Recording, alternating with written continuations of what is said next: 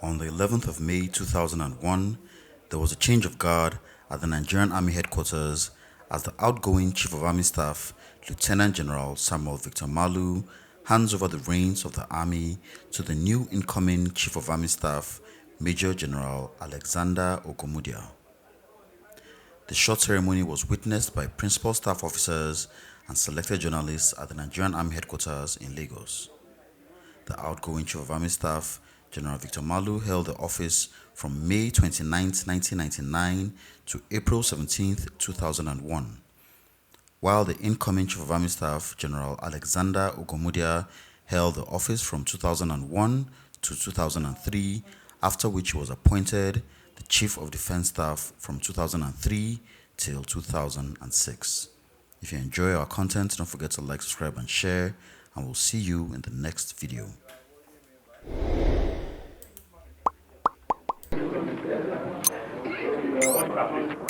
Senior officers of the armed forces, distinguished gentlemen of the press, you are welcome this morning to Chief of Army Staff conference room, the venue for the handing over of the outgoing Chief of Army Staff to the new one.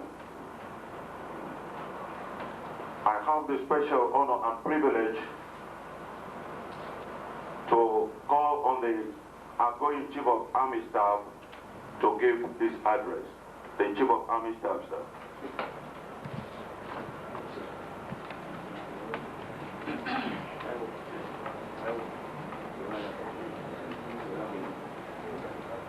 The Chief of Army Staff, Principal Staff Officers, Commission Commanders, Commandants of COAS schools, my fellow officers, gentlemen of the press, good morning. Good morning. I want to say I'm delighted to welcome you all to this handing and taking over ceremony. I consider this a very unique and memorable occasion in my career of nearly 34 years of service in the Nigerian Army. May I particularly congratulate Major General Alexander Ogomudia on his recent appointment to the exalted office of the Chief of Army Staff of the Nigerian Army. The challenges of the new appointment, no doubt, are enormous. But with your enviable professional background, exposure and wealth of experience, such challenges will be exciting and rewarding. I have watched admiringly your command of 1 Mechanized Infantry Division, Nigerian Army, particularly the handling of the crisis situation which the division was hitherto permitted. I'm therefore confident that you will lead the Nigerian Army even more successfully than I did within my 2 years term. I took over the command of the Nigerian Army on the 1st of June 1999, after which I went around formations to express my commitment towards making the Nigerian Army a truly professional force and re-emphasize that in a democratic setting, the armed forces must subordinate itself to civil authority. I equally stressed on the need to address the situations that are particular to the Nigerian Army in the areas of troops welfare and training. You are all well placed to assess the situation we have reached thus far. Throughout my tenure of office, I've enjoyed the tremendous support and comradeship of all of you. I urge you to extend same to my successor, who is particularly well known to you. I praise our troops in their exploits in internal and international operations. The discipline of our troops and professional conduct in the resolution of some of these conflicts have won the respect of contemporary armed forces and restore smiles on faces of traumatic peoples. From experience, the Nigerian soldier will continue to remain one of the best in the world. My tenure of command has been eventful, enduring, and rewarding. I owe whatever contributions I was able to impact in improving the Nigerian Army, first to the Almighty God, to my principal staff officers, and the officers of the command. My formation commanders have been so wonderful. I also owe the successes achieved to the entire Nigerian Army for expressing their loyalty to the nation and the trust in my command. I wish you a very successful tenure of office, and God bless you.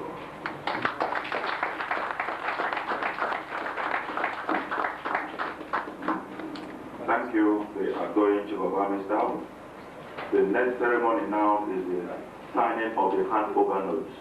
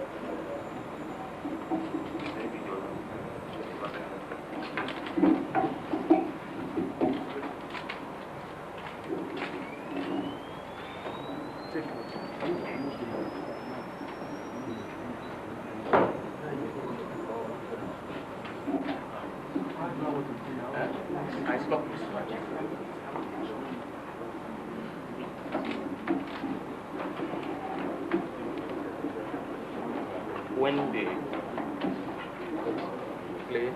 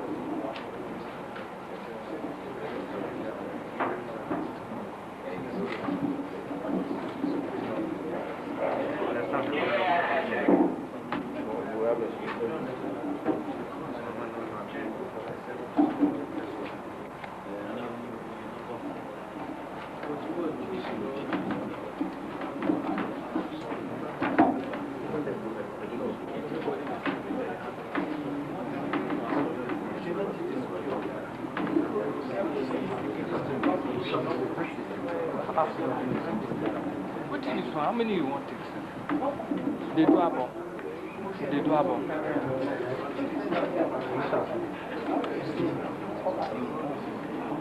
I don't know.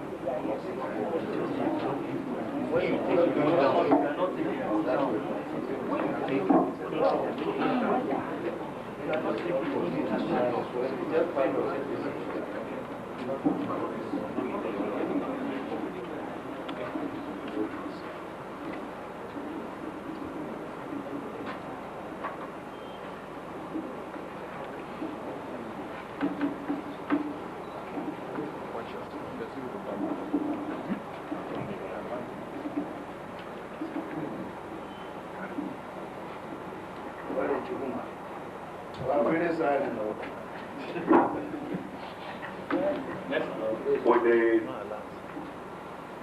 signing of the handing over notes now completed, I have the special honor and privilege to most sincerely call on the outgoing Chief of Army Staff to hand over the Nigerian Army flag to the new Chief of Army Staff.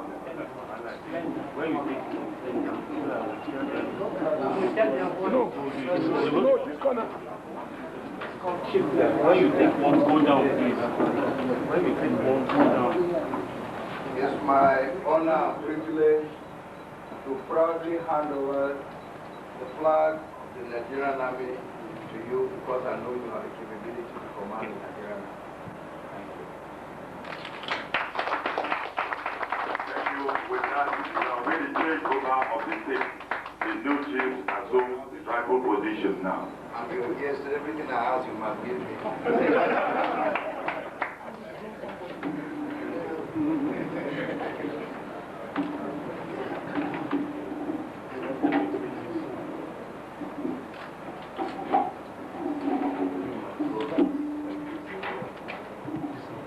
I don't know. You take out, you do have one finish one. The new Chief of Army Staff, outgoing Chief of Army Staff, principal staff officers, corps commanders, senior officers, distinguished gentlemen of the press, I have a privilege now to call on the new Chief of Army Staff to respond to the address of the outgoing Chief. The new Chief of Army Staff, sir.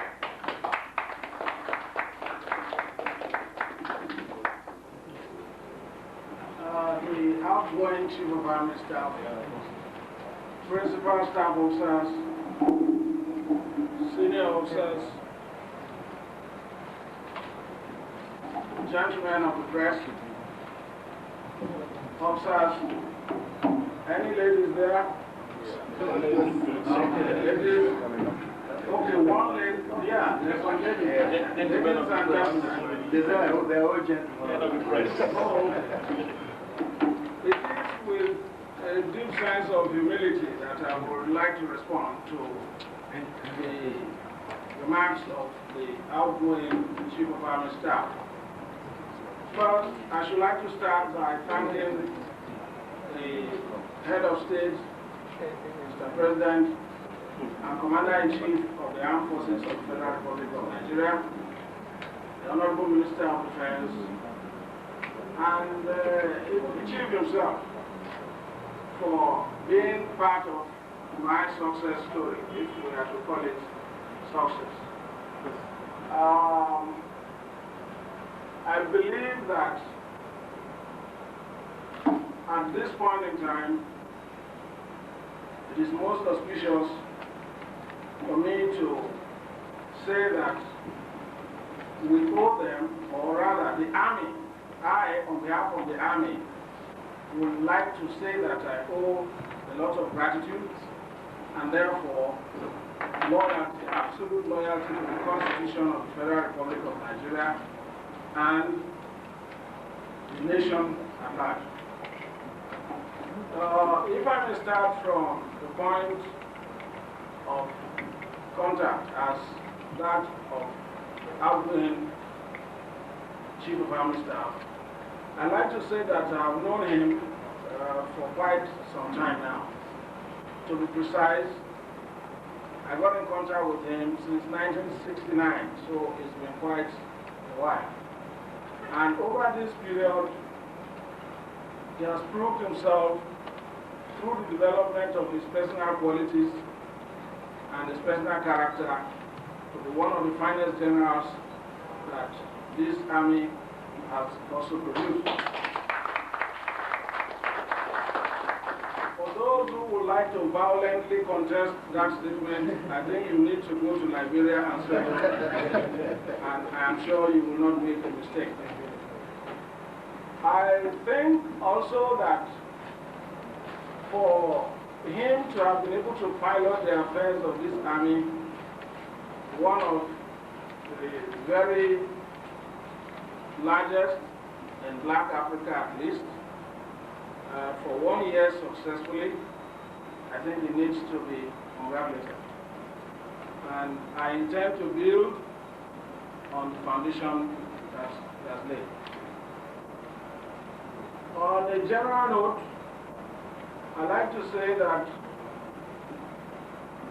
I've learned from the outgoing chief that everybody is part of the constituency. In other words, we were all part of his constituency. I therefore think that every officer in this army is going to be part of my constituency. I also intend to run an open door policy. So if there are policies you feel very strongly about, you should be free to come over and have a chat with me. If you are right, I will give you credit. But if you are wrong, I might hammer you. Whichever way, we will arrive somewhere.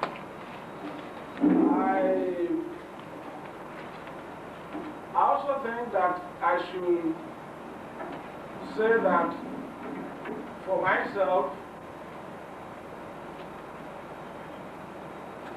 I have learned enormously from him, like I said, and I think that I will continue to cherish some of the ideals that have manifested in his performance so far. I believe that at this point, we will find an appropriate time for us to be able to send him off by way of a pull-out, which is a normal tradition. And for that, the staff officers who are involved will get the details out later. Let me finally say that I will have to have a strong team, and that derives from the fact that the expectations are high, the time is short, and I suppose there is so much to do. And therefore, I will count on your support, just like you have supported the outgoing chief. And I believe that together we can take this army to the direction in which it will have the capacity to respond to the challenges of, or to respond to the military challenges of the 21st century. Once again, I want to extend my, or convey my greetings to the Chief of Army Staff, the outgoing Chief of Army Staff, and to say that you should please accept my assurances, or the assurances of my highest esteem, and to wish him the very best of luck in the years ahead. Thank you. Thank you, Chief of Army Staff. I have the special honor to call on you to perform your first official assignment as the Chief of Army Staff, that is handing over the Nigerian Army souvenir flag to the outgoing Chief of Army Staff. The Chief of Army Staff, sir. Well, it's covered, so I can't say what is inside, but I suppose it's not a bomb. On behalf of all the officers, soldiers of the Nigerian Army, it is my honor and privilege to present this souvenir to the outgoing Chief of Army Staff, Lieutenant General Victor Malu, now retired, as a token so that you will continue to remember us, and we shall feel free to call on you anytime. Thank you very much.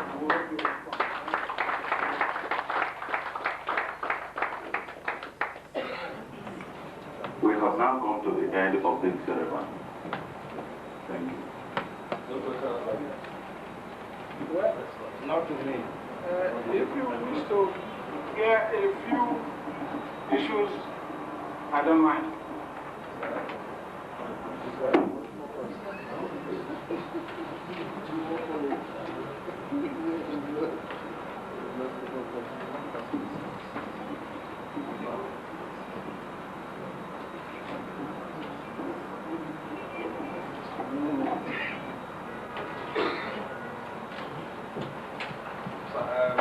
Congratulations for the appointment. I would like to know when you start with, now you have left, you are the POC Bishop, what to do, what to be the first major assignment to the Army staff?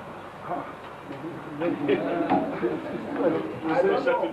I've already completed one now, sending off the Chief of Army Staff, the former Chief of Army Staff. So I guess that's the best assignment. See, but on a more serious note, I think we should appreciate that an office like that of the Chief of Army Staff is an office that calls for a lot of seriousness and serious conduct of business for that matter. And therefore, it requires some in-depth thoughts in order to come out with a clear direction that the Army should go in order to meet what I said are the military challenges of the 21st century, where we cannot be an isolation, we can't be an island, we must move along just like other armies. At this point in time, it's impossible to say what will come first. I may go for a conference tomorrow to represent everybody. I may call for a conference immediately after this meeting. So I don't know what you want me to say. That was in charge of first aid. First aid? I know. At this point, I can't tell you. You will get to know at the appropriate time. Gentlemen of the Yes, the gentleman in suit. you come to the podium here, pick up the microphone, your name, your organization, then you ask your question so that at least everybody will benefit from that. Principal Army Staff. Please, sir. We've read so much about why you are leaving. One of them was that you had disagreement over the MPRI program. Tell us exactly your relationship with that program. Thank you, sir. No comment. Yeah, that is not a fair question for me. I don't think I'll be able to answer that question. But to put your mind at rest, I have not retired because of my disagreement with the government over the NPR program. As I said in my address, this is about my 34th year in military service. When you go out, take a random checkup to find out how many officers have had that opportunity in the Nigerian Army. I think you should be very proud of me that I'm going, not necessarily that I've been sacked. But I think I worked long enough to take a rest. If I remove the cap, you see the amount of gray hairs. I need some rest. So I'm not living in any way because I've been forced out or anything like that. It's time for me to live, and I'm living very happily. Thank you.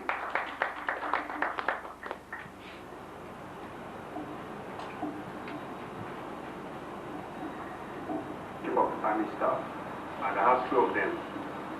One, in the course of your taking over, you made mention of the fact that you will go by some of the programs led by the outgoing Chief of Army Staff.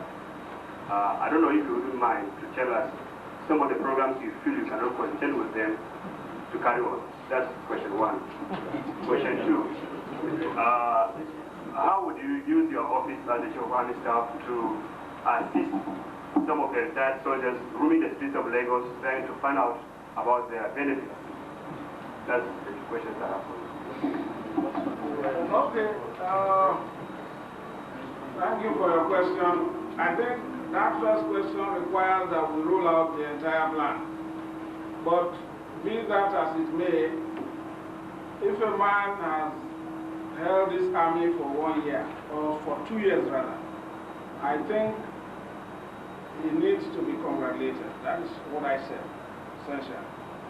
But I'm sure you are aware also that when he started, at the inception of this administration, he did say that reprofessionalization of this armed force, of the army, was one of his priorities, about #1 priority.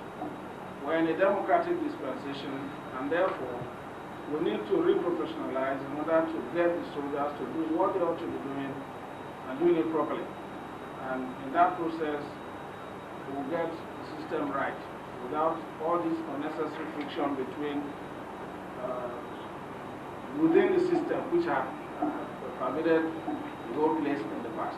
I think that is just one of them, but there is no way I can go on counting everything for you. The second problem you raise is a welfare problem. I know I will retire one day, not too long from now anyway. Once you become a chief, you must be ready to go. And therefore, it is my desire that I don't go and queue up until I faint on the line, just for my retirement benefits. So obviously, I am going to find out what the problem is. I mean, I'm aware people are there, but you know it has not been my schedule all along. I was the GOC, and if you ask me a question on one division, I will tell you. But if you ask me a question that has to do with the office of the chief in the past, I can only tell you, we will find out what the problem is, why that problem is there, and I can assure you, I'm going to give it maximum attention. Thank you. Please let me break the protocol and comment on the question, the second part of the question, with regards to pension or gratuities and other entitlements. Our discharged personnel, I'm one of them now, so I can tell you.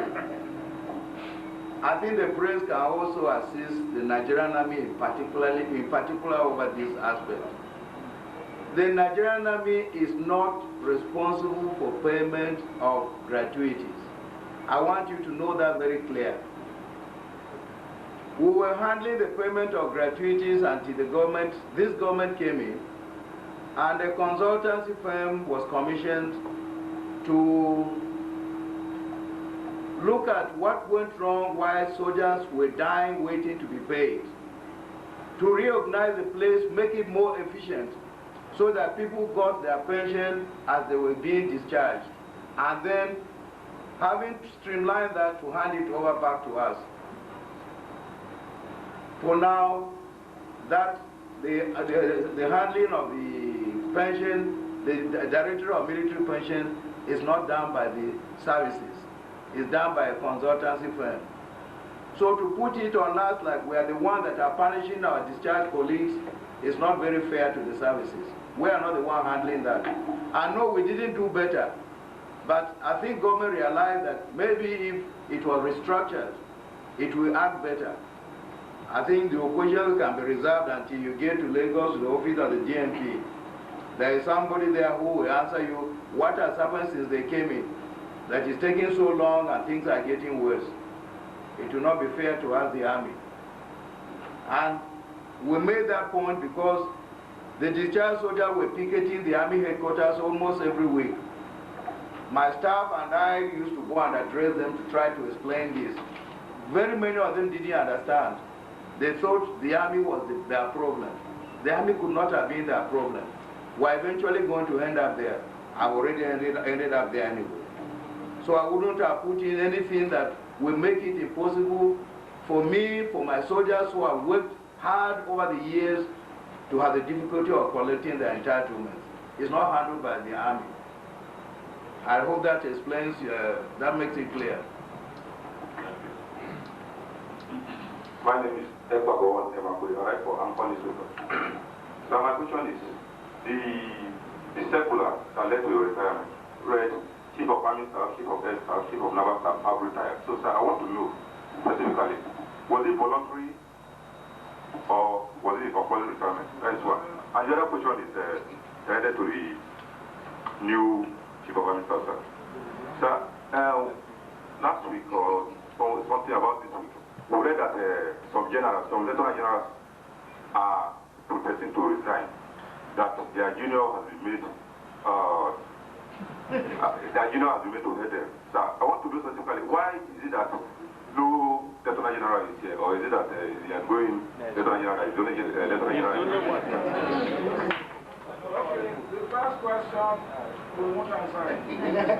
The second question, I don't know how many lieutenant generals you know of in this army. Please, can you name three lieutenant generals in this army? No, don't know. You don't? Hello. I will turn the question to you.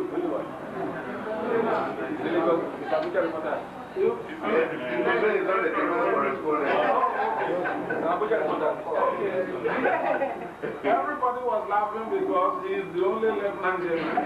So, your question is first of all on the wrong premise. And therefore, there can be no answer.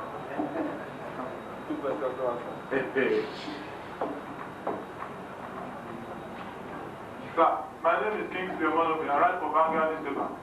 So I'm not a pastor. Because of you and my question is for the former chief of army staff. Sir, some time ago you complained that the reactivation of broken down military equipment in the army was not being paid attention to by the federal government. The way the Air Force and the Navy are getting attention. So I want to know, now that you are going, was there any effort on the part of government to redress this situation? And if not, sir, what advice do you have for your successor to, get it done? Can I answer that question? I think that question will be more appropriately be answered by the Chief of Army Staff. He is the one on the ground. Let him look around and see his equipment that are being refurbished, and then he can answer you. But if I have an advice, it wouldn't be to him. No service funds itself. The funding is done by the government through the Ministry of Defense. So if I were to have an advice, it would be to the Ministry of Defense that fund the army. But if I say that, it will be assumed that because I'm a soldier, I'm sure the Air Force and the Navy also want to be funded. So if you want a general advice, I would say fund the Ministry of Defense adequately to have a competent armed forces. Thank you. We have now come to the end of the question time. And that ends this morning's room. Thank you.